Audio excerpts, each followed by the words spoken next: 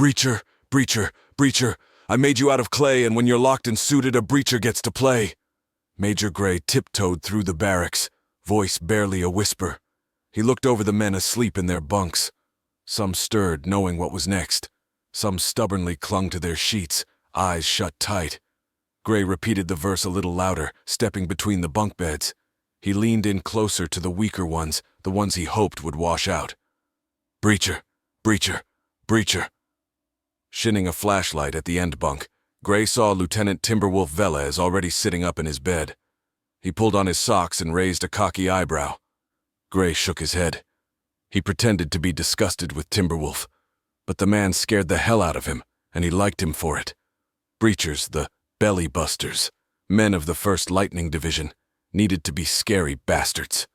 Timberwolf was scary because when he was operating, he seemed to be someplace else. Behind his eyes, he was detached. Just gone. One bunk over from Timberwolf, Michael Salandro still dozed peacefully, his eyes fluttering, and what almost looked like a smile at the corner of his lips. Where Timberwolf was pure aggression, Salandro was cohesion. A watchful eye that had the backs of his squad mates while everyone else operated. He was the best rig operator Gray had ever seen. He was Timberwolf's counterweight in the unit, and when they weren't sparring or jawboning each other, they worked together like two gears. Gray stepped back to the center of the barracks, ice cream scooper in one hand and a cymbal in the other. He smashed them together with an ungodly clang, over and over. As he did that, the gunnery sergeants rushed in, throwing bang grenades and flicking the lights on and off like a strobe. On your feet, you worthless piles of meat. Get up and rig up, you bastards. Move, move, move! They screamed right into the faces of the men as they stumbled to their feet. Gray watched some of them tumble over themselves and fumble their gear. Somebody smashed his head on the bunk above him. Dripping blood from his brow, 2 sergeants hauled him away. Back in the corner, Timberwolf calmly picked his teeth in a mirror, then pulled his assault rig from its rack. Gray watched him calmly and quickly put on his pressurized fighting armor, clamping the seals perfectly. He confidently calibrated and turned on his life support lines without rechecking. Outside, 2 droplifters flew by low, their engines screaming and shining spotlights down, dazing anyone stupid enough to look up. The men struggled outside, some still suiting up as they ambled out the door. Timberwolf came near last, but he was perfectly prepared. His helmet down, his rifle leveled correctly for boarding. He naturally clomped along, comfortable with letting the servos in the suit do most of the running for him. Salandro was last, and he sealed up the barracks behind them. Gray grabbed Timberwolf's arm as he went past. You make your teeth pretty, asshole. Timberwolf grinned, showing Gray his pearly whites, and Gray released him. Yeah, that was the kind of man that scared Gray. That was the kind of man that Gray went out of his way to keep track of. Bessie. Gray trotted after the men as they peeled off to their assigned droplifters. There was an A squad and a B squad. It had nothing to do with their proficiency, just which droplifter they loaded up to. Gray didn't tell his breachers that, though. He'd tell A squad that the tough SOBs were in B squad and vice versa. Come on, don't keep Maggie May and Bessie waiting. You gotta love these 2 whales. Maggie May and Bessie were the names of the droplifters. They hovered clamped to massive hooks, with loading planks down and engines blasting. Gray was riding with B squad today, and he clapped each man on the back as they loaded in. Salandro was last assigned to pull the plank up. He worked the crank manually and locked it into place. Gray pulled on his helmet and locked into the center chair in the belly of Bessie. He would fully suit up later, past the asteroid belt. He faced backwards and could see B squad fully suited up on both sides of the droplifter, 8 men total. Hang on! Gray gave a signal to the pilots and Bessie hurtled into the air. The men whooped and hollered over the comm channel. Everything was business and precise down to the millimeter. Except this. When you're locked in, computer controlling your lift and speeding up to space at 3,000 miles per hour, with the inertial dampers screaming, there's nothing to do but let it out and tell the universe you're coming. Even the pilots hollered. The tradition was to give your enemies a warning to get out of the way. Gray's throat hurt as he turned to see the curve of Earth rising out the porthole. the coolness of the blue and white giving way to pure black. He could feel the sweet, restful weightlessness and the blood flowing past his temples. His heart raced, almost leaping from his chest. He could hear everyone's heartbeat alarms chirping into the red zone, and then slowly all returning to green levels, all except Timberwolf's. His monitor barely got into yellow. Before they could get used to the comm, Bessie pivoted her jets, and the pilots made a quick countdown over the comm. 5, 4, 3, 2, 1. And then they dropped the hammer again. Bessie tugged on her orbit, changing her angle. The view out of Gray's window turned over. For a second, he was looking at the sun, the transparent plasticsteel dimming automatically. When the engines fully kicked in a second later, the G-forces returned, though more measured than before. As they left Earth's orbit, it felt more like a pull than a push.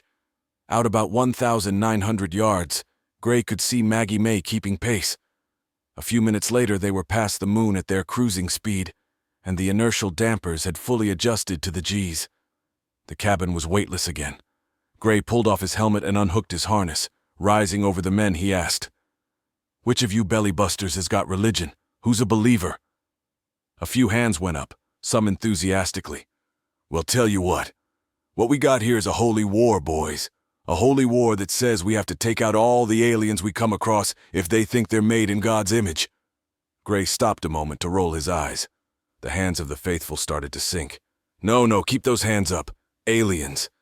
If they're made in God's image, or maybe if we want to live on their world, or maybe make some money taking over a resource in their space, or somebody's got a hard-on for ripping the tentacles off some who the hell knows what. You know, it's all based on faith and principle. You with your hands up and the rest of you, I'll tell you who your God is. In the back, Gray could see a wide, shit-eating grin on Timberwolf's face through his helmet. "You worship the sun god, Ra, that's who, you know why?" There was silence as the men sat half amused, half confused, some growing offended. "The sun is a life-giving nuclear furnace. Every second a billion nukes go off in the belly of Big Daddy Ra, the dick-swinging sun god that warms our home and hearts." Gray floated out over them now. "Every other unit in the assault corps uses plasma, bullets, lasers, tac mines, foil webs, seismics, etc. But nobody, and I mean goddamn nobody, gets to pop off nukes every day. You're here to sneak up on some Tiaski Hulk and drill a nuke down into its belly and press the button. You dirty sons of bitches are special." At the back of the cabin now, Gray turned around. "So who's your god?" A moment of hesitation, and then Salandro led it. "Ra!" The others repeated after him until it became a war chant, even the ones who claimed to be believers. "Ra, ra, ra, ra, ra, ra." Well, guess what? Gray floated back to the front of the cabin and pulled a bulky container from under his seat. "Today is the real deal. No more planting flares. You get to nuke something today, sound good?" The squad, unsure if he was serious, sat silently. Gray opened up the box and showed them the nuke package, glowing like a jewel in its case. The squad was awed. "That's Ra for you." Enceladus. An hour later, out past the asteroid belt, Gray suited up as they approached Saturn. He'd monitor the operation from just outside Bessie, but he would be out there with his men.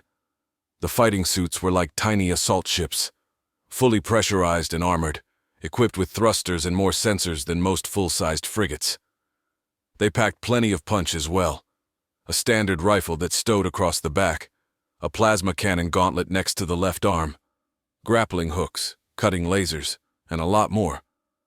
The squad buzzed with excitement, and the big question was, who was going to plant the nuke? Planting was a two-man operation, and the rest of the squad provided security in a picket configuration a few thousand yards out. Gray projected a hologram of their target in the cabin. Enceladus is the 6th largest moon of Saturn. It's got a liquid ocean under its icy surface. It's famous for shooting geysers up into orbit. It's always a winter wonderland. Gray flicked the hologram with his glove and showed Enceladus as it related to Saturn. Saturn's a damn bully. It churns up Enceladus's core, which makes enough heat to keep the ocean liquid. The gravity effects over the moon are a bitch. There's our target. Gray zoomed in on an old derelict freighter parked in orbit. Meet Cairo Sunrise. She's an old wreck. We hauled her out here last week. Cairo Sunrise was 600 yards of unusable metal and plastic. Over 75 years old, none of her components could be recycled. Like you've done before with the flares on the dummy targets, you plant 3/4 back and then pull on out. We'll watch the show from here. Who's going to plant? Salandro asked. He had the highest ratings and knew it deserved to be him. You and Velez. He'll plant. You'll cover. The others shuffled, disappointed, but Timberwolf only nodded at the honor. Oh, and A-Squad's not here. I diverted them to bumble around on series and play with conventional live charges. They think they've got the good gig. Gray noticed the disappointment on the men who would be manning the picket lines. Look, I know you all wanted to plant, but sorry, I don't give a shit. Your job's your job. You do it right or you ship out. There's going to be other chances to pop off nukes. The squad straightened up at that. Gray never coddled them, and men like this wouldn't have wanted him to. One more thing. He took a moment to meet all their gazes. My voice and my commands are to be obeyed, as if they come down from the mountain. I bring commandments. This is the real deal. Those Tiaski hulks you'll be up against are falling apart. They come with plasma halos that'll fry your rigs. Anything can happen. You are vigilant or you are dead. And you do exactly what I tell you today, copy? Copy, sir, they said in unison.